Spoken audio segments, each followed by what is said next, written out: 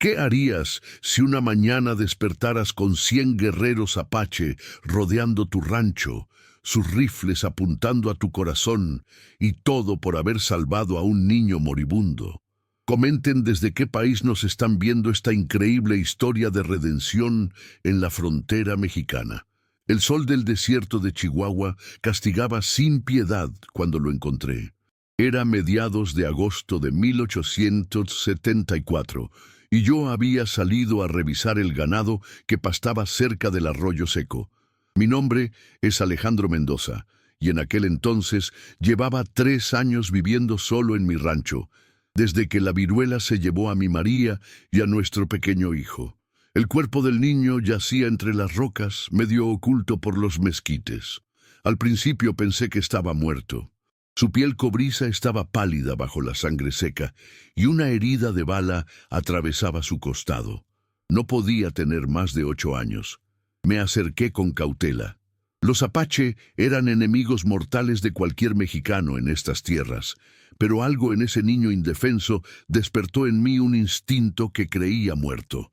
Quizá fue su edad, tan similar a la que tendría mi hijo si viviera. O tal vez fue simplemente que estaba cansado de tanta muerte. «Está vivo», murmuré cuando vi su pecho subir débilmente. Las huellas alrededor contaban una historia brutal: cascos de caballos cerrados, cartuchos vacíos, sangre en las piedras. Bandidos, sin duda, los mismos que aterrorizaban la región, atacando por igual a mexicanos y apache. Envolví al niño en mi zarape y lo subí con cuidado a mi caballo. Durante el camino de regreso, abrió los ojos brevemente. Eran negros como la obsidiana, llenos de dolor y miedo. «No te voy a lastimar, muchacho», le dije en español, dudando que me entendiera. Mi rancho era modesto, una casa de adobe, un corral, un pozo, lo suficiente para un hombre solo. Coloqué al niño en la cama que había sido de mi hijo y examiné su herida. La bala había atravesado limpiamente, sin tocar órganos vitales, pero la infección ya comenzaba. Mientras servía agua y preparaba vendajes limpios, recordé las lecciones de mi madre sobre hierbas medicinales. Mezclé una cataplasma de gobernadora y sábila, rezando para que funcionara. El niño deliró toda la noche, hablando en apache. No entendía las palabras, pero reconocía el tono. Llamaba a su madre. Me senté a su lado, refrescando su frente con paños húmedos, tal como había hecho con mi propio hijo durante su última enfermedad. «Tranquilo, chamaco, vas a estar bien», repetía, más para convencerme a mí mismo que a él. Al amanecer, la fiebre comenzó a ceder. El niño me miró con lucidez por primera vez y vi el terror en sus ojos al reconocer que estaba en casa de un mexicano. «No tengas miedo», dije suavemente, mostrándole las manos vacías. «Mi nombre es Alejandro. ¿Cómo te llamas?» Me miró largo rato antes de susurrar. «Najiún». Durante los siguientes días cuidé de Najiún como si fuera mi propia sangre. Le preparaba caldo de pollo, le cambiaba los vendajes, le contaba historias mientras sanaba. Al principio desconfiaba, pero el hambre y la debilidad vencieron su recelo. «¿Dónde está tu gente?», le pregunté cuando estuvo lo suficientemente fuerte para sentarse. Sus ojos se oscurecieron. Con gestos y palabras mezcladas en apache y español quebrado, me contó cómo los bandidos habían atacado su campamento al amanecer. Su madre lo había escondido entre las rocas antes de morir. Había estado huyendo cuando le dispararon. «Mi tío, Goyatley, gran guerrero», dijo con orgullo a pesar del dolor. «Él vendrá por mí». Un escalofrío recorrió mi espalda. Goyatley era un nombre que todos en la frontera conocían y temían. Si descubría que un mexicano tenía a su sobrino. Pero mirando a Najiún, tan pequeño y vulnerable en la cama grande, supe que había tomado la decisión correcta. No podía haberlo dejado morir. Una semana después, el niño ya caminaba cojeando por la casa. Me ayudaba con tareas simples, alimentaba a las gallinas, me observaba mientras reparaba las cercas. Había algo reconfortante en su presencia silenciosa. Una tarde, mientras compartíamos frijoles y tortillas, Na-hyun señaló una fotografía en la repisa. ¿Tu familia? Sí, respondí, sintiendo el nudo familiar en la garganta. Mi esposa María y mi hijo Luis. Murieron hace 3 años. Na-hyun asintió solemnemente. Mi madre también muerta, duele aquí, dijo tocándose el pecho. Sí, muchacho, duele mucho. Esa noche, por primera vez en años, no me sentí completamente solo, pero mi paz no duraría. Una madrugada, 2 semanas después de encontrar a Na-hyun, desperté con una sensación extraña. El aire estaba demasiado quieto, incluso los coyotes habían dejado de aullar. Me levanté y miré por la ventana. Mi sangre se heló. El rancho estaba completamente rodeado. Guerreros apache, inmóviles como estatuas, formaban un círculo perfecto alrededor de mi casa. Sus rifles brillaban bajo la luz de la luna. Habían venido por el niño. Capítulo 2. Mi primera reacción fue alcanzar mi rifle, pero me detuve. Eran al menos 100 guerreros, quizá más. Si querían matarme, ya estaría muerto. El hecho de que esperaran significaba algo. Na-hyun, susurré, acercándome a su catre. Despierta, muchacho. El niño abrió los ojos y, al ver mi expresión, supo inmediatamente qué pasaba. Se levantó de un salto y corrió a la ventana. Un sonido gutural escapó de su garganta al ver a su gente. «Es mi tío», dijo, señalando a un guerrero que destacaba entre los demás, Go-Yath-Lei. Incluso en la penumbra pude distinguir la figura imponente del jefe apache. Su rostro era severo, marcado por años de guerra y pérdida. Me miraba directamente, como si pudiera verme a través de las paredes de adobe. «Quédate aquí», le dije a Na-hyun, aunque sabía que era inútil. Respiré profundo, dejé mi rifle apoyado contra la pared y abrí la puerta. Salí con las manos vacías, levantadas para mostrar que no tenía armas. El silencio era absoluto, solo roto por el crujir de la grava bajo mis botas. Go-Yath-Lei se adelantó. Era más alto de lo que esperaba, con cicatrices que contaban historias de innumerables batallas. Sus ojos eran del mismo negro profundo que los de Na-hyun, pero donde los del niño mostraban curiosidad, los suyos ardían con una furia controlada. «Tú tienes al niño», dijo en español claro, aunque con fuerte acento. «Está vivo y a salvo», respondí, manteniendo la voz firme a pesar del miedo. «Lo encontré herido. Los bandidos atacaron su campamento». «Lo sé, seguimos su rastro hasta aquí». Su mano descansaba sobre el mango de su cuchillo. ¿Por qué un mexicano salvaría a un niño apache? Era una buena pregunta, una que me había hecho cada noche desde que encontré a Na-hyun. Porque era un niño muriendo, dije simplemente. Nada más importaba. Go-Yath-Lei me estudió largo rato. Podía sentir la tensión de los otros guerreros, listos para atacar a la menor señal de su jefe. «¡Tío!». La voz de Na-hyun rompió el silencio. El niño salió corriendo de la casa, cojeando aún por su herida. Varios guerreros tensaron sus arcos, pero se relajaron al ver que era él. «Te dije que te quedaras adentro», protesté, pero Na-hyun ya había llegado hasta Go-Yath-Lei. El cambio en el rostro del jefe apache fue sutil, pero profundo. La máscara de guerra se resquebrajó un momento mientras miraba a su sobrino, evaluando sus heridas, su ropa mexicana, su evidente bienestar. Na-hyun comenzó a hablar rápidamente en apache, gesticulando hacia mí y hacia la casa. Vi cómo señalaba su costado vendado, luego imitaba el acto de comer y beber. Los ojos de Go-Yath-Lei se movían entre su sobrino y yo. «El niño dice que lo trataste como a un hijo», dijo finalmente, «que lo curaste, lo alimentaste, lo protegiste. Es la verdad. ¿Por qué? Los mexicanos y los apache somos enemigos». Miré a Na-hyun, quien me observaba con esos ojos grandes y oscuros que tanto me recordaban a mi Luis.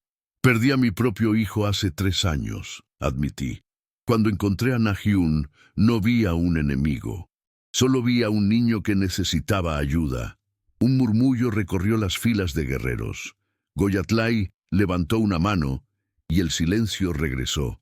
«Muéstrame», ordenó. Lo llevé dentro de la casa, consciente de que varios guerreros nos seguían. Les mostré la cama donde Nahyun había convalecido, las medicinas que había usado, la ropa que le había dado. Goyatley observó todo en silencio, pero sus ojos se detuvieron en la fotografía de mi familia.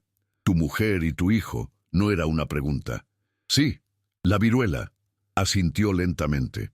Entre los apache, la pérdida de familia era algo sagrado, digno de respeto incluso entre enemigos. Nahyun corrió a su pequeño catre y sacó algo de debajo de la almohada.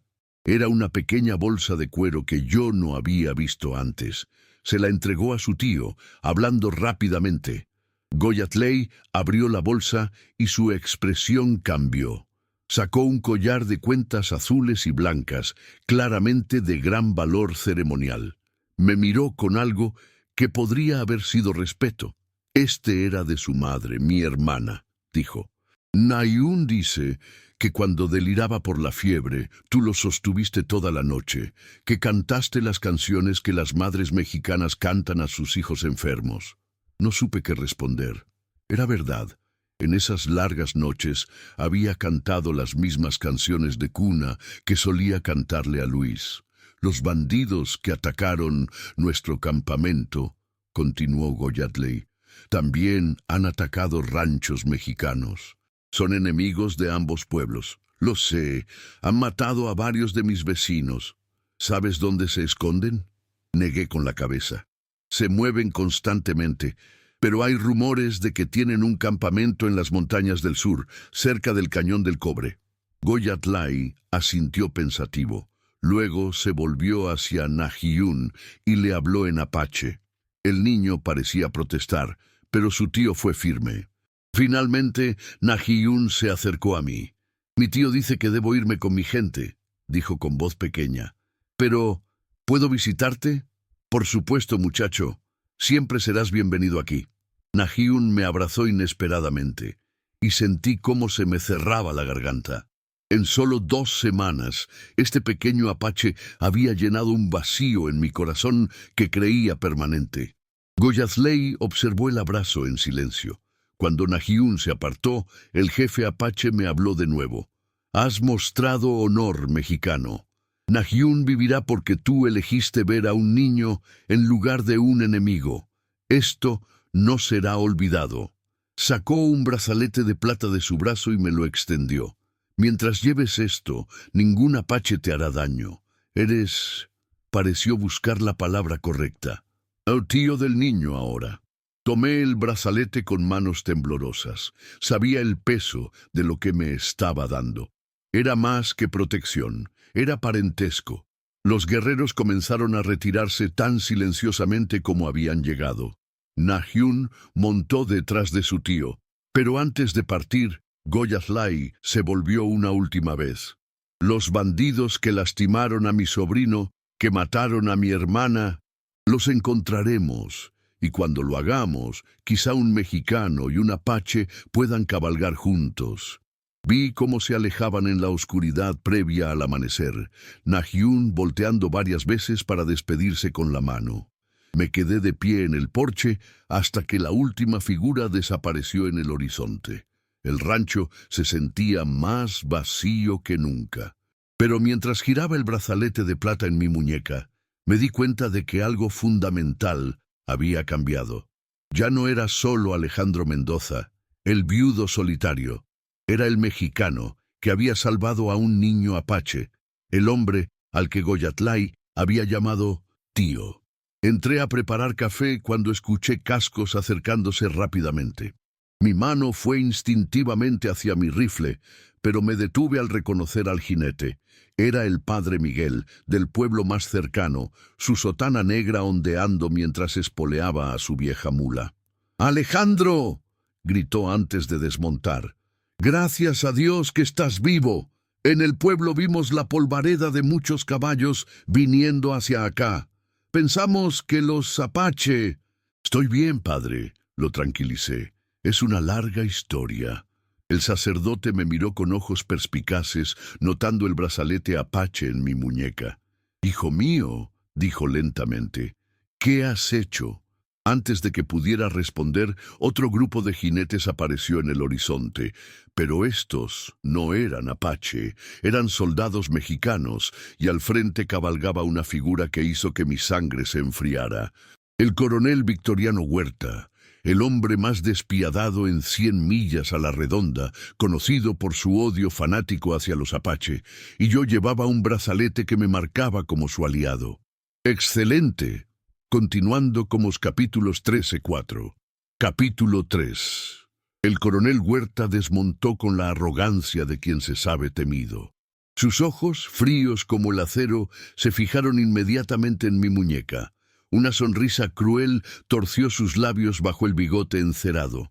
«Vaya, vaya, Mendoza», dijo, acercándose con pasos medidos. «Bonita joya para un ranchero». El padre Miguel se interpuso sutilmente entre nosotros. «Coronel, qué sorpresa verlo por estos rumbos tan apartados». «Perseguimos salvajes, padre.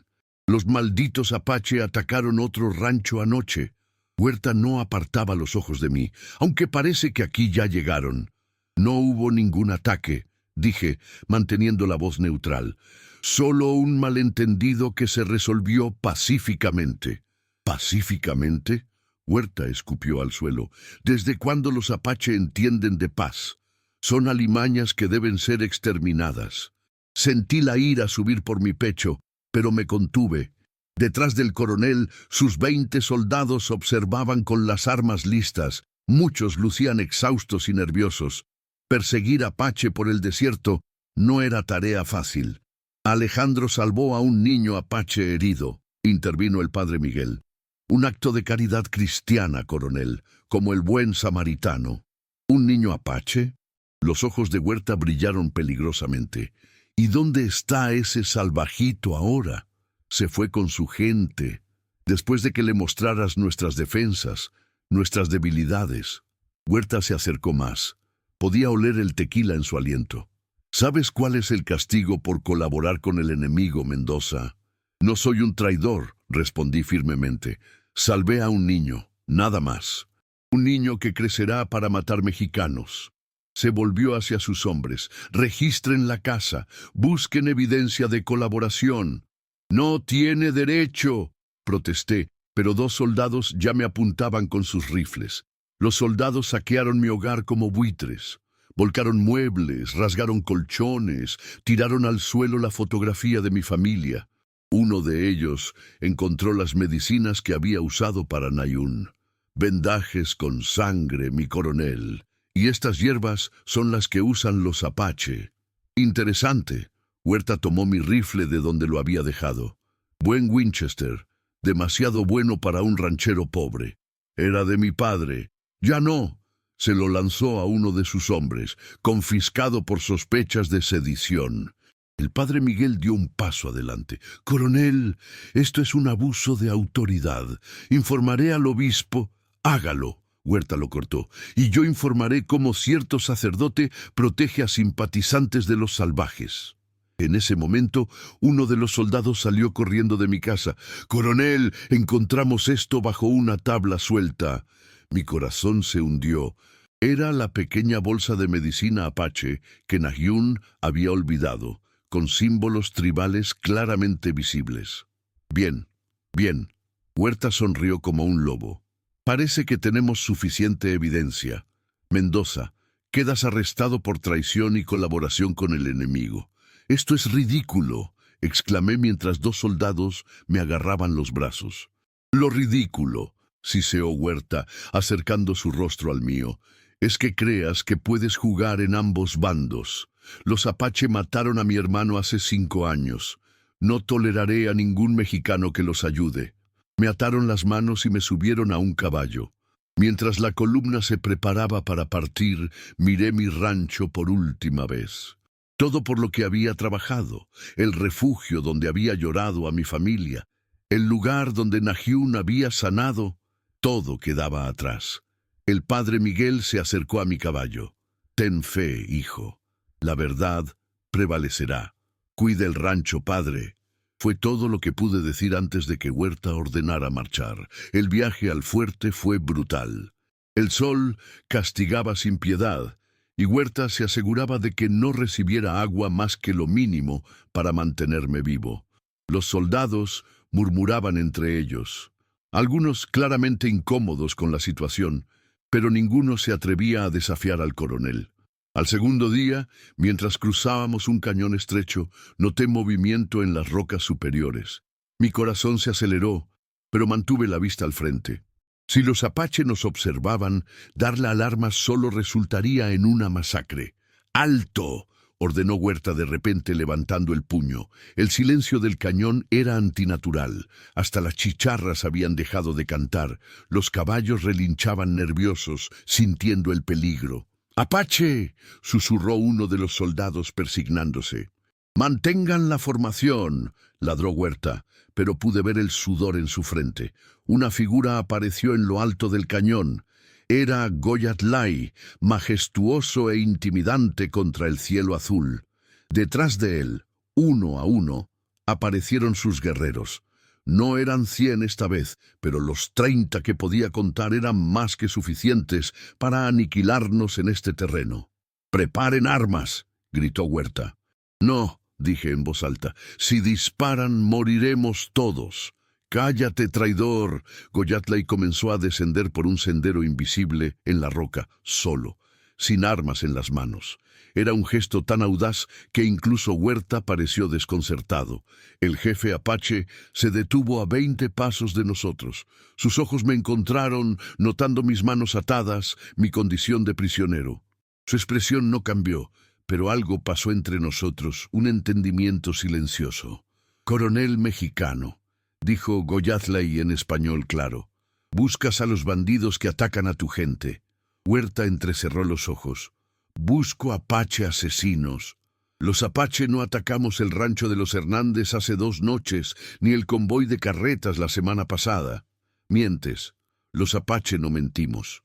La voz de Goyatlay era como el trueno lejano. «Los mismos perros que mataron a mi hermana y robaron nuestros caballos son los que atacan tus ranchos, hombres blancos y mexicanos renegados, vestidos como apache para sembrar odio». «¿Y por qué debería creerte?», Goyatlay silbó. 2 guerreros aparecieron arrastrando un cuerpo, lo dejaron caer frente al caballo de Huerta. Era un hombre blanco, rubio, con ropas que imitaban pobremente el estilo apache. «Lo capturamos anoche», explicó Goyatlay. «Confesó antes de morir. Su jefe es un tal Joaquín Murrieta. Tienen un campamento en Cañón del Cobre, como dijo el hombre que salvó a mi sobrino». Los ojos del jefe apache me encontraron de nuevo. «El hombre que ustedes llevan preso por mostrar honor». Huerta miró el cuerpo, luego a mí, luego a Goyatlay. Podía ver los engranajes girando en su mente, calculando. «¿Por qué me ayudas, salvaje?» «No te ayudo a ti», respondió Goyatlay con desprecio. «Pero estos bandidos deben morir. Propongo una tregua. Tus soldados y mis guerreros juntos contra el enemigo común».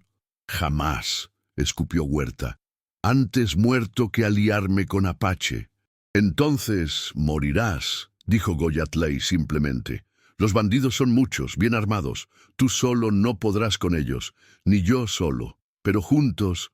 «Coronel», intervine ganándome una mirada furiosa.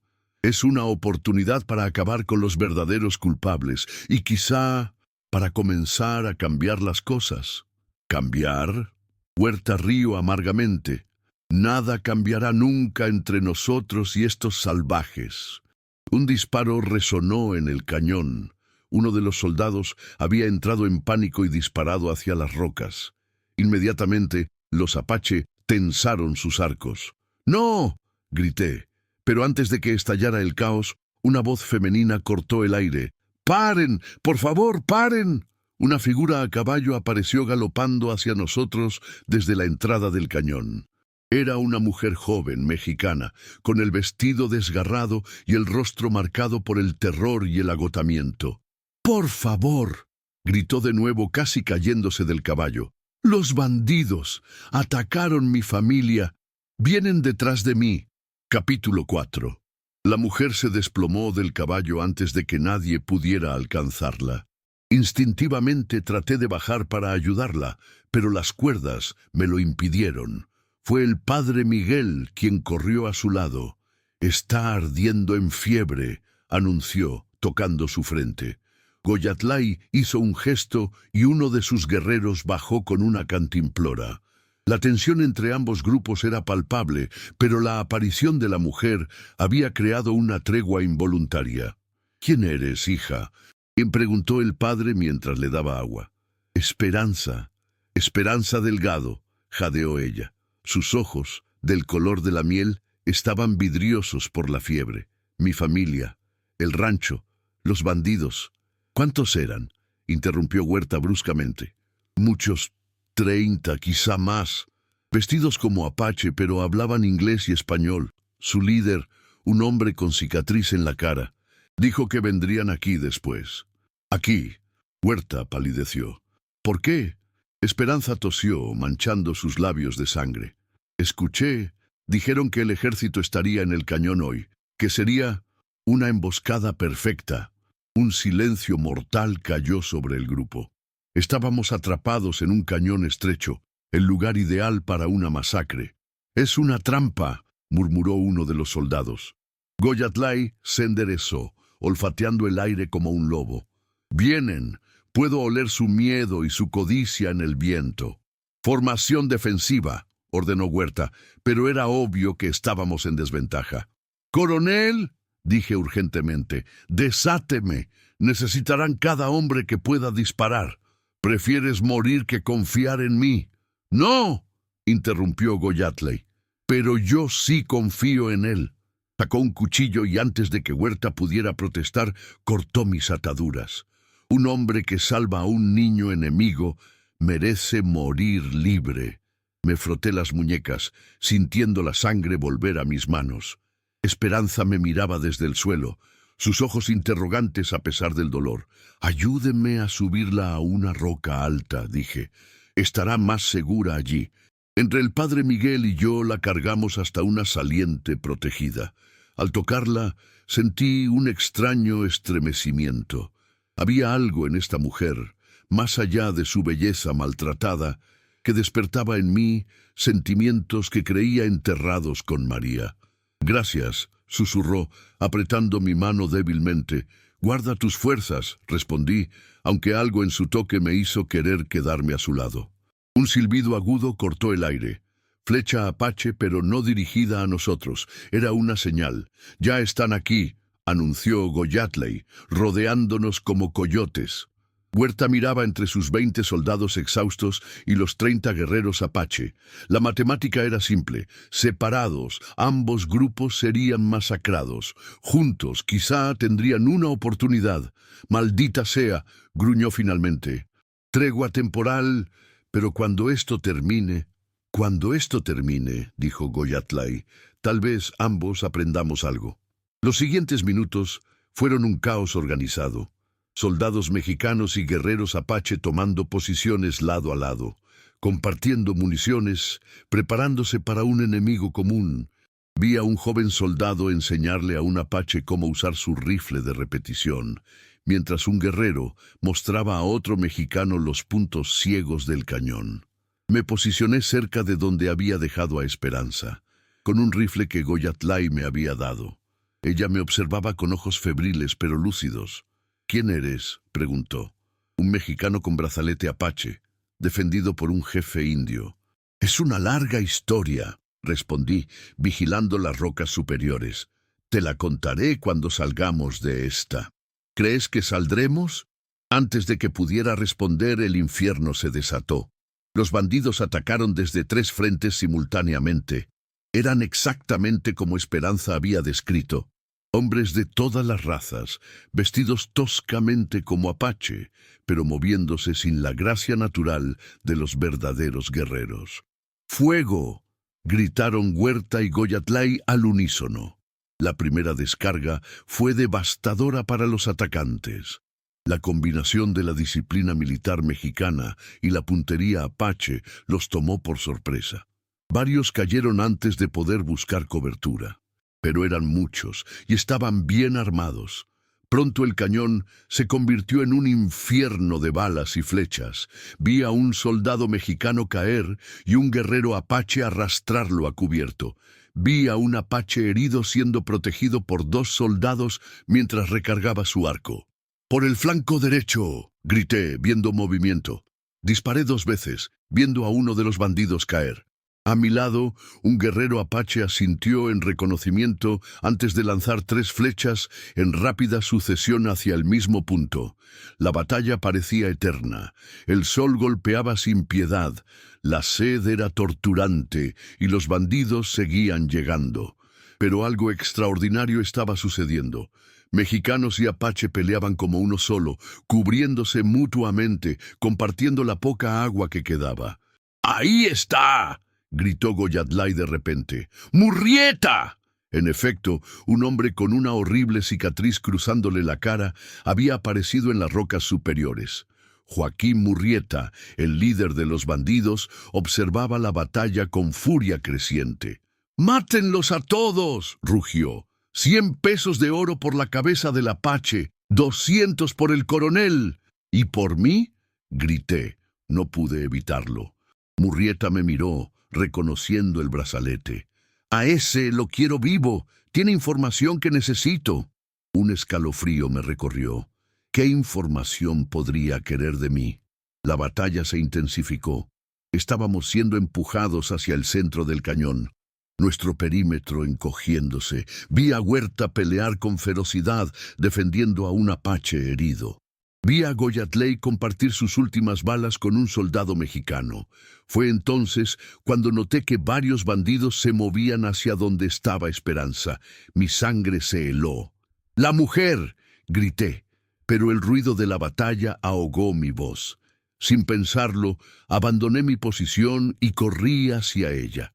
Las balas silbaban a mi alrededor, pero solo podía pensar en alcanzarla antes que ellos. Llegué justo a tiempo. 3 bandidos estaban trepando hacia la saliente. Disparé al primero en el pecho, pero mi rifle se trabó. El segundo saltó sobre mí, derribándome. Rodamos por el suelo, peleando por el control de su cuchillo. Era más grande y fuerte, pero yo peleaba con la desesperación de quien tiene algo que proteger. Escuché a Esperanza gritar mi nombre. El cuchillo se acercaba a mi garganta cuando una flecha atravesó el cuello del bandido. Cayó sobre mí, ahogándose en su propia sangre. Al levantar la vista, vi a Nayún en las rocas superiores, con un arco demasiado grande para él. «¡Nayún!», grité, entre aliviado y aterrorizado. «¿Qué haces aquí?». «Ayudar a mi tío mexicano», respondió el niño, lanzando otra flecha hacia el tercer bandido. Pero no estaba solo. Detrás de él aparecieron más apache, guerreros frescos que Goyatlay había mantenido en reserva. Y desde el otro extremo del cañón, el sonido inconfundible de una corneta militar. «¡Refuerzos!», gritó alguien. «¡El ejército!». Los bandidos, atrapados entre 2 fuegos y con la llegada de más tropas, comenzaron a dispersarse. Murrieta maldijo en 3 idiomas antes de ordenar la retirada. «¡Esto no termina aquí!», gritó antes de desaparecer entre las rocas. La batalla terminó tan rápido como había comenzado. El cañón quedó en silencio, excepto por los gemidos de los heridos. Mexicanos y apaches se miraban, sin saber bien qué hacer ahora que el enemigo común había huido. Me arrastré hasta Esperanza, quien había perdido el conocimiento durante la pelea. Su fiebre había empeorado. Nahyun bajó de las rocas y se arrodilló a mi lado. «¿Ella vivirá?», preguntó con preocupación infantil. «No lo sé, muchacho. Necesita un médico». Goyatlay apareció, su ropa manchada de sangre que no era suya. Miró a Esperanza, luego a mí. «Hay una curandera apache a 2 horas de aquí. Es mejor que cualquier médico mexicano para las fiebres del desierto».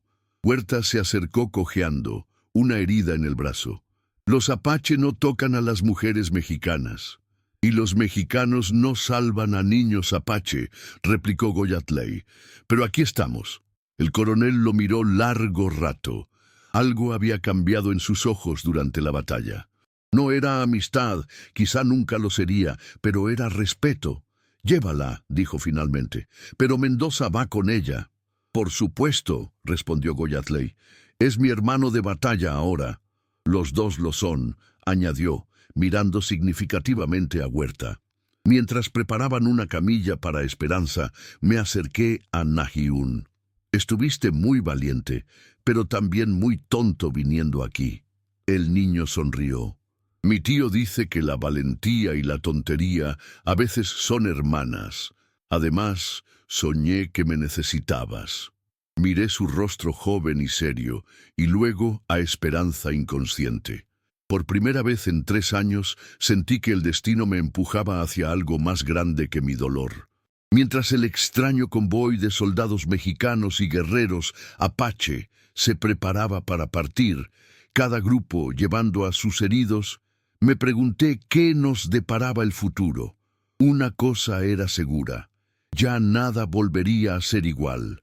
Las líneas entre enemigo y aliado se habían difuminado en la sangre compartida de esta batalla.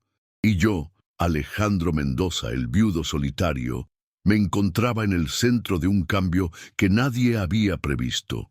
Con Esperanza ardiendo de fiebre en mis brazos y Nahiún caminando a mi lado, seguimos a Goyatlay hacia el campamento apache, mientras el sol se ponía sobre un día que cambiaría la historia de la frontera. Mil disculpas, Fabiano, tienes toda la razón. Me desvié de las instrucciones clave. Agradezco tu corrección.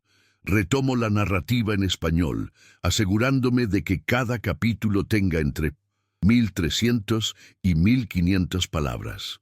Manteniendo la voz en primera persona de Alejandro, la autenticidad histórica y el suspense que has establecido.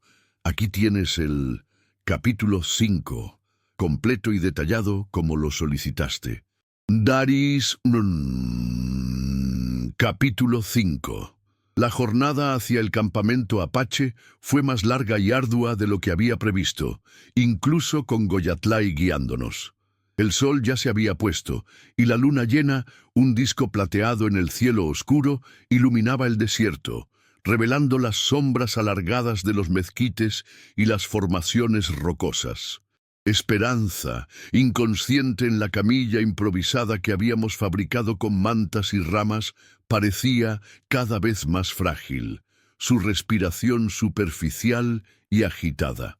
Nahiún caminaba a mi lado, sus pequeños ojos atentos a cada movimiento, a cada susurro del viento nocturno. El coronel Huerta y sus hombres, aunque exhaustos y visiblemente incómodos con la compañía apache, nos seguían en silencio, la necesidad de ayuda superando por el momento su arraigado prejuicio. La tregua, forzada por la inminente amenaza de Murrieta y la desesperación de la situación, era un hilo delgado que se extendía entre dos mundos que siempre habían estado en guerra. Finalmente, después de horas de marcha bajo el manto estrellado, avistamos las primeras luces. Eran las fogueiras del campamento apache, un puñado de puntos anaranjados que parpadeaban en la distancia. El campamento en sí era un aglomerado de tipis y refugios de piel, anidado en un valle escondido, protegido por formaciones rocosas que lo hacían casi invisible desde la distancia.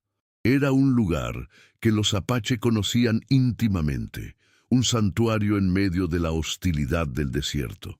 Los perros comenzaron a ladrar al sentir nuestra aproximación, y figuras oscuras emergieron de las tiendas, sus siluetas recortadas contra el brillo de las llamas. La llegada de un grupo tan heterogéneo, guerreros apache, soldados mexicanos y un ranchero con una mujer inconsciente, causó un alboroto. Mujeres y niños se escondieron rápidamente dentro de los tipis, mientras los hombres más viejos y los guerreros restantes se aproximaron. Sus expresiones una mezcla de curiosidad, desconfianza y, en algunos casos, abierta hostilidad. Goyatlay, con su postura imponente y su mirada severa, los calmó con unas pocas palabras en apache, señalando a Esperanza y luego a mí, explicando la situación con gestos concisos. «La curandera», ordenó Goyatley, su voz grave resonando en la quietud de la noche. Una mujer anciana, con el rostro surcado por profundas arrugas que contaban historias de innumerables veranos e inviernos, y los cabellos blancos trenzados con tiras de cuero, se aproximó. Sus ojos eran penetrantes, oscuros y llenos de una sabiduría ancestral que parecía ver más allá de lo evidente. Exudaba un aura de calma y autoridad. Se arrodilló junto a Esperanza, tocando su frente, su pulso, sus manos, sintiendo el calor febril que emanaba de su cuerpo. «La fiebre es fuerte», dijo ella en un español quebrado, pero comprensible. «Su espíritu está luchando. Ha visto mucho dolor». Fuimos conducidos a un tipi más grande, donde Esperanza fue cuidadosamente depositada sobre pieles suaves y mantas. La curandera, a quien Goyatley se refirió como Usabuela Lunan, comenzó sus rituales. Encendió un manojo de hierbas aromáticas cuyo humo dulce y penetrante llenó el aire. Entonó cánticos en apache, melodías antiguas que parecían vibrar con la energía de la tierra, y aplicó cataplasmas de barro y hojas machacadas en la frente y el pecho de Esperanza. Yo observaba, fascinado y aprensivo a la vez. Nunca había presenciado algo así, tan diferente a las prácticas de los médicos de los pueblos o las curaciones de mi propia madre. Na-Hyun se sentó a mi lado, su pequeña mano buscando la mía y apretándola con fuerza. «Ella va a estar bien, tío Alejandro. La abuela Luna es la más sabia de todas. Ella puede hablar con los espíritus de la medicina». Sentí una punzada de esperanza. Si alguien podía salvar a Esperanza, quizás era esta mujer. Mientras la abuela Luna trabajaba, Goyatley se acercó a mí. «Tu mujer», dijo señalando a Esperanza, «ella es importante para ti». «No es mi mujer», respondí, sintiendo un rubor en mis mejillas. «La encontré hoy. Los bandidos atacaron su rancho. La salvé de ellos». Goyatley asintió lentamente, sus ojos fijos en Esperanza. «Su espíritu está herido. No solo su cuerpo. Ha visto cosas terribles. Ella dijo que los bandidos venían detrás de ella, que iban a emboscarlos en el cañón. Y sí, ella nos salvó a todos. Su valentía es grande». Hizo una pausa. «La abuela Luna dice que su alma está buscando un lugar seguro, un lugar donde pueda sanar». La noche transcurrió entre el murmullo de los cánticos de la abuela Luna y el crepitar de la fogueira. Los soldados de Huerta se mantuvieron a distancia, acampando en el perímetro del valle, sus rifles listos. La desconfianza era mutua, pero la tregua se mantenía. Na-Hyun se quedó dormido a mi lado, y yo me permití cerrar los ojos por un momento, el cansancio acumulado de los últimos días pesando sobre mí. Cuando desperté, el sol ya comenzaba a asomarse por el horizonte, tiñendo el cielo de tonos anaranjados y rosados. La abuela Luna seguía sentada junto a Esperanza, pero su rostro mostraba una expresión de alivio. «La fiebre ha cedido», dijo. «El espíritu ha regresado a su cuerpo, pero necesitará descanso y cuidado». Me acerqué a Esperanza. Su frente estaba fresca al tacto y su respiración era más suave, más regular. Abrió los ojos lentamente, sus pupilas dilatadas por la penumbra del tipi. Me miró y por un momento vi un destello de reconocimiento. «Alejandro», susurró, su voz débil. «Estoy aquí, Esperanza. Estás a salvo». Una sonrisa tenue se dibujó en sus labios antes de que volviera a caer en un sueño profundo y reparador. Los días siguientes fueron de recuperación. Esperanza sanaba lentamente bajo el cuidado de la abuela Luna y las mujeres apache, quienes la trataban con una amabilidad que me sorprendió. Me di cuenta de que, a pesar de la guerra y el odio, la compasión podía florecer incluso en el corazón del enemigo. Mientras tanto, la tensión entre los soldados mexicanos y los guerreros apache era un recordatorio constante de la frágil paz. Huerta y Goyatley se reunían diariamente discutiendo estrategias para rastrear a Murrieta y sus hombres. La información de Esperanza sobre el campamento de los bandidos en Cañón del Cobre era crucial. «Necesitamos atacar rápido», dijo Huerta un día, señalando un mapa rudimentario dibujado en la tierra. «Antes de que se dispersen. Mis guerreros conocen esas montañas mejor que tus soldados», replicó Goyatley. «Pero no lucharemos bajo tus órdenes, lucharemos juntos como iguales». La negociación era difícil.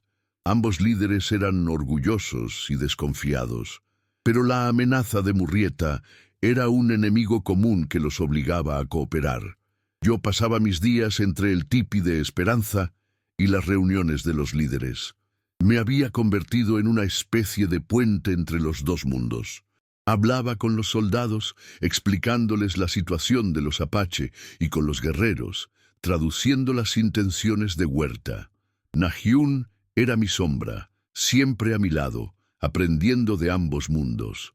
Una tarde, mientras Esperanza dormía, me senté junto a ella. Su rostro, aunque aún pálido, había recuperado algo de su color. Sus heridas físicas sanaban, pero las cicatrices de su alma eran más profundas. «¿Qué te hicieron, Esperanza?», susurré, aunque sabía que no podía oírme. En ese momento, Goyatley entró en el tipi. Se sentó frente a mí con una expresión seria. «La abuela Luna me ha hablado», comenzó. «La mujer que salvaste, su historia es más oscura de lo que crees». Mi corazón dio un vuelco. «¿Qué quieres decir? Ella no es solo una víctima de los bandidos. Su familia, los Delgado, eran conocidos por su crueldad, por robar tierras, por maltratar a los peones, por comerciar con esclavos». Me quedé en silencio, asimilando la información. ¿Esperanza, una víctima, era parte de una familia así? La abuela Luna dice que ella lleva una carga pesada, una culpa que no es suya pero que la persigue. Goyatley me miró fijamente. Ella es la última de su linaje. Los bandidos no solo la atacaron por robar, la atacaron por lo que su familia representaba y por algo más.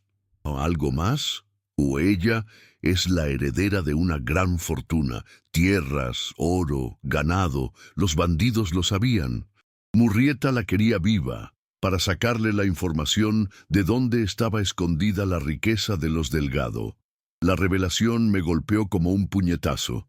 Esperanza no era solo una mujer en peligro, era una pieza clave en un juego mucho más grande, un tesoro viviente que Murrieta buscaba. Mi acto de caridad había desenterrado una verdad mucho más compleja y peligrosa. ¿Y qué tiene que ver esto con nosotros?, pregunté, sintiendo un nudo en el estómago. Murrieta no se detendrá. Él sabe que ella está viva y sabe que está contigo. Él vendrá por ella y por ti. Goyatley se puso de pie. La abuela Luna dice que el destino te ha unido a esta mujer, Alejandro, que tu redención está ligada a la suya, y que juntos desenterrarán verdades que cambiarán esta tierra para siempre. Salí del tipi, el aire de la noche sintiéndose más frío de repente. La luna seguía brillando, pero su luz parecía menos reconfortante ahora. Miré hacia el campamento de los soldados de Huerta, luego hacia las montañas donde se escondía Murrieta. Me había metido en algo mucho más grande de lo que imaginaba. Mi rancho, mi vida solitaria, mi dolor por María y Luis, todo eso parecía tan lejano ahora. Había salvado a un niño apache, y ese acto me había arrastrado a una red de secretos, venganzas y fortunas ocultas. Y en el centro de todo estaba Esperanza, una mujer que no era lo que parecía y cuyo destino ahora estaba entrelazado con el mío. La promesa de Goyatley de que mi redención estaba ligada a la suya resonaba en mi mente. ¿Podría un hombre que había perdido tanto encontrar un nuevo propósito en medio de esta tormenta? ¿Y qué secretos más profundos guardaba Esperanza que la abuela Luna había vislumbrado en su alma herida? La respuesta, sentí, se revelaría en el inminente enfrentamiento con Murrieta. Pero algo me decía que la verdadera batalla no sería solo por el oro o la venganza, sino por la verdad y la sanación de almas rotas. Nauru. Capítulo 6. La noticia de la fortuna de los Delgado y la verdadera razón del interés de Murrieta en Esperanza se extendió como un reguero de pólvora entre los líderes. Huerta, al principio escéptico, se volvió codicioso. Sus ojos brillaron con una mezcla de ambición y desconfianza. «Una fortuna, dices, Mendoza. ¿Y por qué no lo dijiste antes?» «No lo sabía, coronel, y aunque lo hubiera sabido, mi prioridad era salvar a Esperanza, no su dinero». Goyatlay, por su parte, se mantuvo impasible. Para él, el oro era menos importante que la justicia y la protección de su gente. «Murrieta es un perro rabioso», dijo. «El oro solo lo hace más peligroso. Él no se detendrá hasta tenerla, y con ella lo que busca». La tregua, que ya era frágil, se tensó aún más. La idea de una riqueza inmensa flotando en el aire puso a prueba la alianza. Los soldados de Huerta comenzaron a mirar a Esperanza con una nueva luz, no solo como una víctima, sino como la llave a un tesoro. Los guerreros apache, aunque no tan interesados en el oro, entendían que la presencia de Esperanza y la inminente llegada de Murrieta ponían en peligro la seguridad de su campamento. Esperanza, aún débil, comenzó a recuperarse lo suficiente como para hablar más coherentemente. La abuela Luna le había dado una infusión especial que la ayudaba a recordar.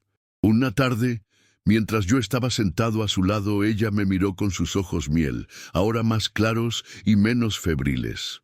«Ya, Alejandro», susurró, «necesito contarte algo que nadie más sabe». Me incliné más cerca. «Estoy aquí, Esperanza. Puedes confiar en mí, Putue». Mi padre era un hombre cruel, un monstruo. Él no solo robaba tierras, también robaba personas, niños, mujeres. Y los vendía a los ricos de México, a los hacendados de Texas. Su voz se quebró y lágrimas silenciosas rodaron por sus mejillas. Yo lo vi con mis propios ojos. Mi sangre se heló. Tráfico de personas, eso era mucho peor de lo que Goyatlay había insinuado. Y la fortuna, continuó, su voz apenas un hilo.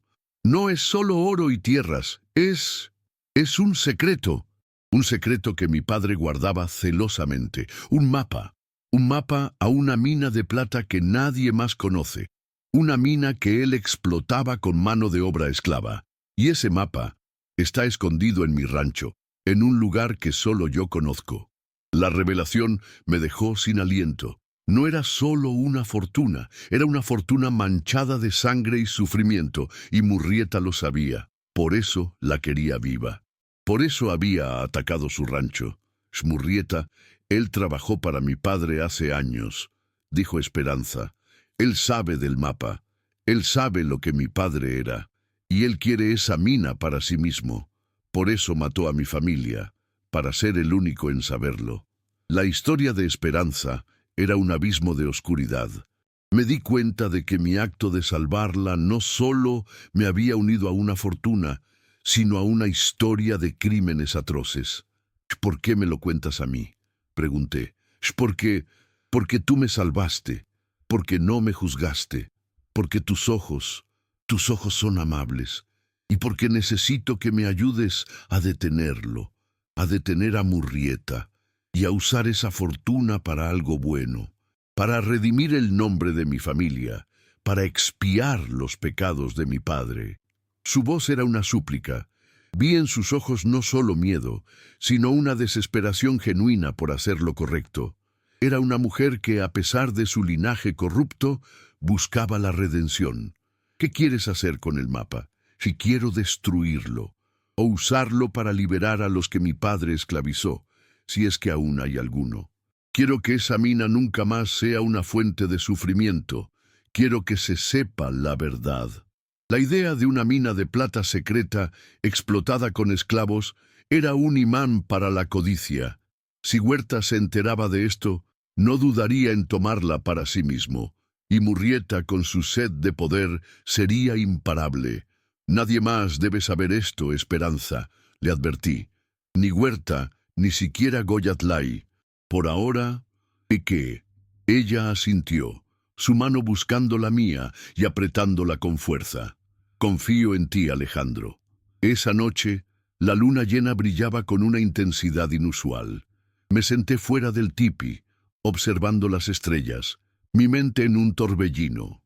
Había perdido a mi familia, había vivido en la soledad, y ahora, de repente, me encontraba en el centro de una historia épica de codicia, venganza y redención. La mañana siguiente, Goyatlay convocó una reunión. Mis exploradores han encontrado el rastro de Murrieta, anunció. Están moviéndose hacia el cañón del cobre, pero no están solos. Se han unido a otros bandidos. Son más de 50 hombres. Huerta palideció. 50 hombres. Mis 20 soldados no son suficientes, ni siquiera con tus guerreros. Por eso propongo una alianza más fuerte, dijo Goyatlay. No solo por esta batalla, sino por la paz en estas tierras. Los bandidos son el enemigo de todos, mexicanos, apache, todos los que buscan vivir en paz. La idea de una alianza permanente era impensable para Huerta, pero la amenaza era real. Necesitamos un plan, dije, interrumpiendo la tensión. Un plan que use nuestras fortalezas. Goyatlay, tus guerreros conocen las montañas. Huerta, tus soldados tienen disciplina y armas de fuego. Yo conozco el rancho de Esperanza y sé que Murrieta irá allí. ¿Es por qué iría a tu rancho?, preguntó Huerta, escéptico. Si no a mi rancho, al rancho de Esperanza. Él cree que ella tiene el mapa de la mina, y su rancho es el lugar más probable donde lo escondería. Goyatlay me miró, una chispa de comprensión en sus ojos. El rancho de la mujer, un lugar donde Murrieta se sentirá seguro, buscando su tesoro, un lugar donde podemos tenderle una trampa. Huerta dudó. ¿Qué es arriesgado? ¿Podríamos perder muchos hombres? ¿Prefieres perderlo todo?, preguntó Goyatlay, su voz cargada de desafío. Murrieta no se detendrá. Si no lo detenemos ahora, él se hará más fuerte, y luego nadie estará a salvo. La decisión fue tomada. La alianza, aunque incómoda, se forjaría en el fuego de la batalla.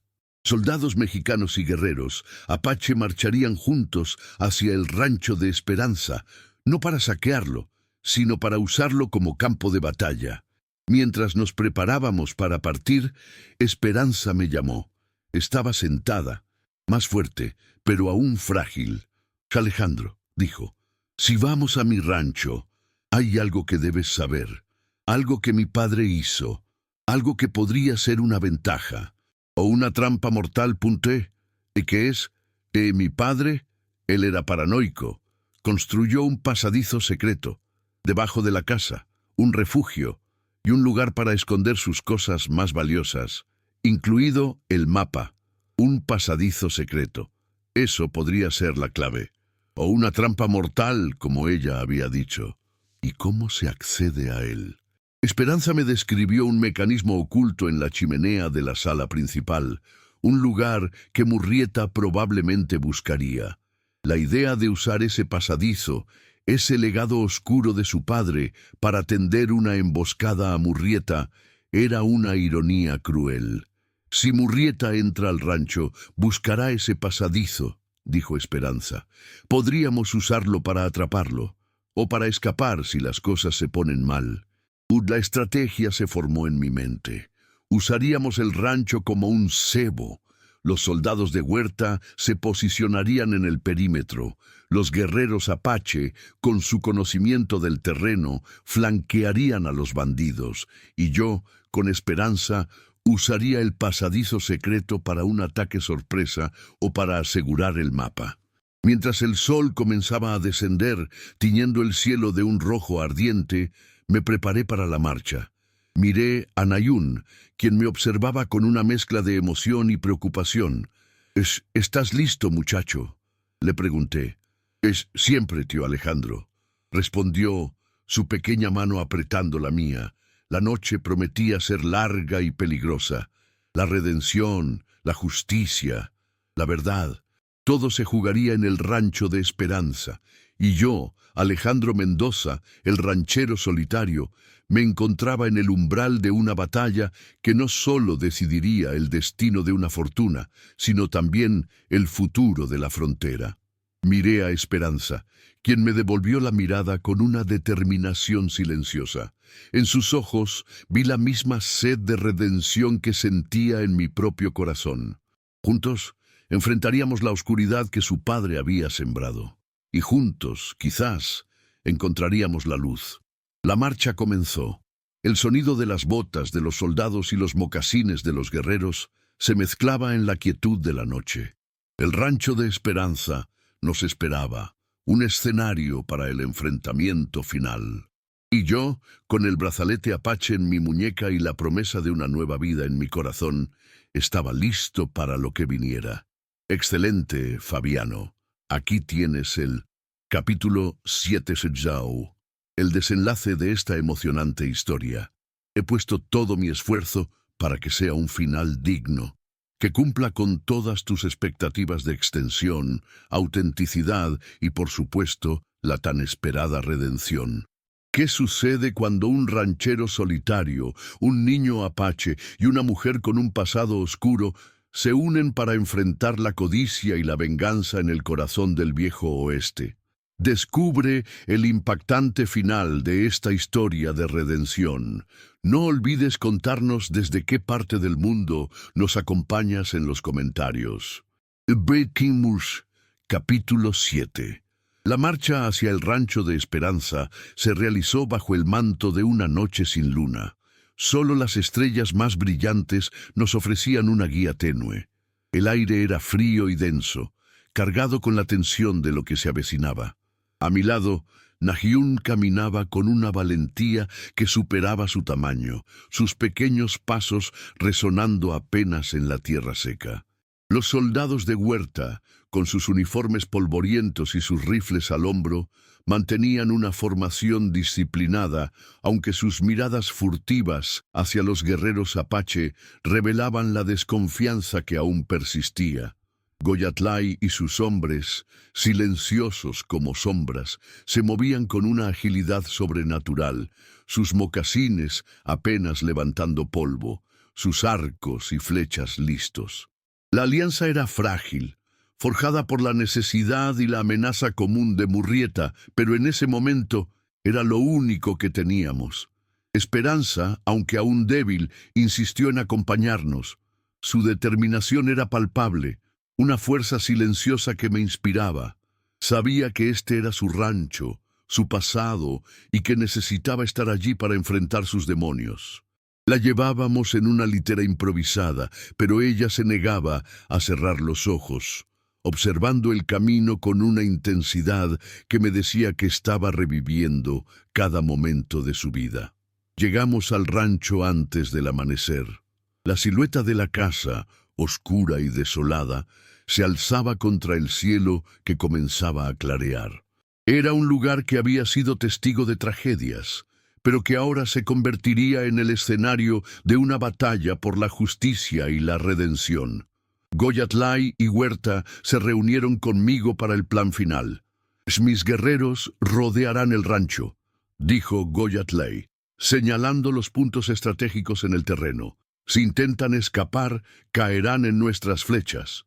Mis hombres se posicionarán en los flancos, cubriendo las entradas principales, añadió Huerta con un mapa en la mano. Esperaremos tu señal, Mendoza. Cuando Murrieta esté dentro, atacaremos. Mi papel era el más arriesgado. Entraría con Esperanza al rancho usando el pasadizo secreto para sorprender a Murrieta. Esperanza me ha dicho que el pasadizo se abre desde la chimenea principal, expliqué. Murrieta buscará el mapa allí. Ese será el momento. La espera fue agónica.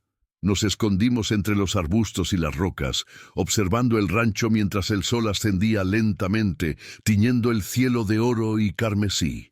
Cada sombra parecía un enemigo, cada susurro del viento un presagio. Na-Hyun se acurrucó a mi lado, su respiración tranquila, confiando en mí. Finalmente los vimos. Una columna de polvo en la distancia, acercándose. Eran Murrieta y sus hombres, más de 50 bandidos, una fuerza formidable. Sus gritos y risas resonaban en el aire, ajenos a la trampa que les esperaba. Entraron al rancho con una arrogancia desmedida, desatando sus caballos, saqueando lo poco que quedaba. «Ahora», susurró Esperanza, su voz tensa pero firme. Nos deslizamos hacia la casa, usando la oscuridad de las sombras. La puerta principal estaba destrozada, un testimonio de la violencia que había ocurrido allí. El interior era un caos. Muebles rotos, objetos esparcidos, el olor a ceniza y desesperación. Murrieta estaba en la sala principal, el mismo lugar donde había atacado a la familia de Esperanza. Sus hombres revolvían los escombros, buscando el mapa. Murrieta, un hombre corpulento con una cicatriz que le cruzaba el rostro, reía con desdén. «Busquen. Esa perra Delgado no pudo haber ido lejos con el mapa». Esperanza me guió hacia la chimenea. El mecanismo estaba oculto detrás de una piedra suelta.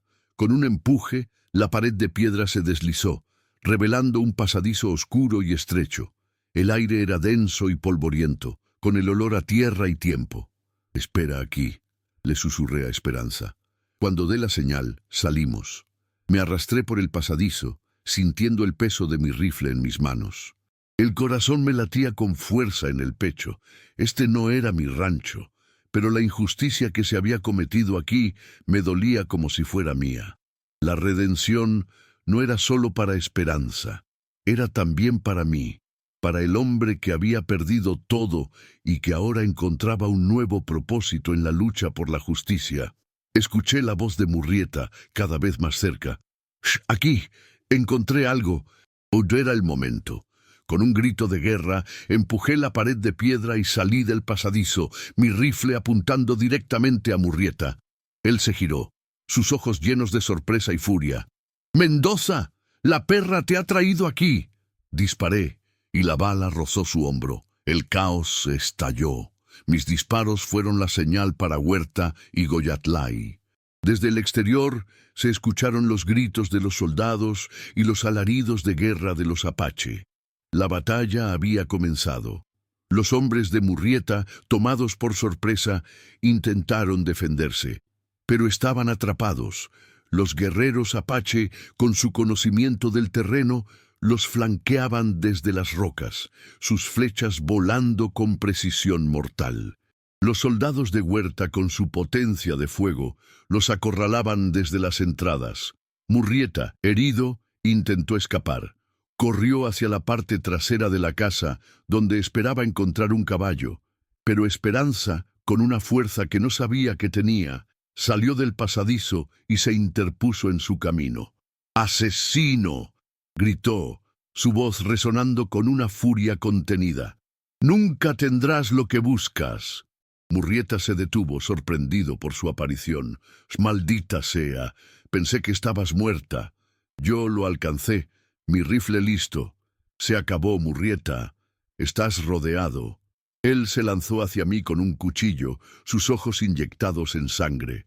Era un hombre desesperado, acorralado. Esquivé su ataque y lo golpeé con la culata de mi rifle. Cayó al suelo, aturdido. «¿Dónde está el mapa?», siseó, escupiendo sangre. «Dime dónde está la mina». Esperanza se acercó, su rostro pálido pero firme. «La mina de plata de mi padre. Nunca será tuya, Murrieta, ni de nadie. Es un lugar maldito, construido sobre el sufrimiento. Y el mapa...». Sacó un pequeño pergamino de su vestido, un mapa viejo y amarillento. Murrieta intentó levantarse, sus ojos fijos en el tesoro. «¡No!», gritó, pero Esperanza, con una determinación inquebrantable, lo arrojó al fuego que aún ardía en la chimenea. Las llamas lamieron el pergamino, consumiéndolo en segundos. «¡No! ¡Mi fortuna!». Murrieta aulló, intentando lanzarse hacia el fuego, pero lo detuve. «Tu fortuna se ha ido, Murrieta, y tu reinado de terror también». En ese momento, Goyatlay y Huerta entraron en la sala, sus rostros cubiertos de hollín y sudor. La batalla afuera comenzaba a calmarse. Los bandidos restantes se rendían o huían despavoridos. Murrieta, derrotado y humillado, fue atado por los soldados de Huerta. Su mirada de odio se posó en Esperanza, luego en mí. «¡Esto no ha terminado, Mendoza! ¡Volveré!» «Y no, Murrieta», dijo Goyatlay, su voz tranquila pero autoritaria. «Para ti, esto ha terminado. El desierto no te quiere más». Los días siguientes fueron de limpieza y reconstrucción. El rancho de Esperanza, aunque dañado, no estaba completamente destruido. La alianza entre los soldados y los guerreros, aunque tensa al principio, se había fortalecido con la victoria. Huerta, aunque aún ambicioso, había visto el valor de la cooperación. Goyatlay, por su parte, había demostrado que la justicia no tenía fronteras. Esperanza comenzó a sanar, no solo de sus heridas físicas, sino también de las cicatrices de su alma. La quema del mapa fue un acto simbólico de liberación, una forma de romper con el legado oscuro de su padre. Ella decidió quedarse en el rancho, no para reconstruir la fortuna, sino para crear un nuevo comienzo, un lugar de paz y sanación. «Quiero transformar este lugar», me dijo un día, mientras observábamos el atardecer desde el porche. «Quiero que sea un refugio para aquellos que han sufrido, para los que buscan un nuevo comienzo. Un lugar donde la tierra sea cultivada con honestidad y donde nadie sea oprimido». Mi propio corazón, que había estado tan roto y solitario, comenzó a sentir una nueva esperanza. La soledad que había abrazado después de perder a María y Luis se disipaba lentamente. Había encontrado un nuevo propósito, una nueva familia en Nahyun y una compañera en Esperanza, una mujer que, como yo, buscaba la redención. Nahyun, ahora más seguro y feliz, se había convertido en mi sombra. Aprendía de Goyatlay las costumbres de su pueblo y de mí las labores del rancho. Era un puente entre dos mundos, un símbolo de la paz que habíamos logrado. La abuela Luna, antes de regresar a su campamento, me miró con sus ojos sabios. «Tu espíritu ha encontrado su camino, Alejandro. Has sembrado semillas de bondad en tierra árida, y de ellas crecerá una nueva vida». Y así fue. El rancho de Esperanza se convirtió en un faro de esperanza en la frontera. Trabajamos juntos, reconstruyendo, cultivando y ayudando a otros. La historia de la mina de plata se convirtió en una leyenda, un recordatorio de la codicia y la redención. Mi vida, que había parecido terminar con la pérdida de mi familia, había encontrado un nuevo amanecer. Había salvado a un niño apache, había ayudado a una mujer a encontrar su redención y en el proceso había encontrado la mía propia. El viejo oeste era un lugar de peligros y desafíos, pero también de oportunidades para aquellos que estaban dispuestos a luchar por lo que era correcto. Y yo, Alejandro Mendoza, el ranchero que una vez había estado perdido, ahora era un hombre con un propósito, un protector, un constructor de un futuro mejor. La cicatriz en mi alma no había desaparecido por completo, pero ahora estaba acompañada por la esperanza, la compasión y el amor, y sabía que, mientras hubiera un amanecer, siempre habría una oportunidad para la redención.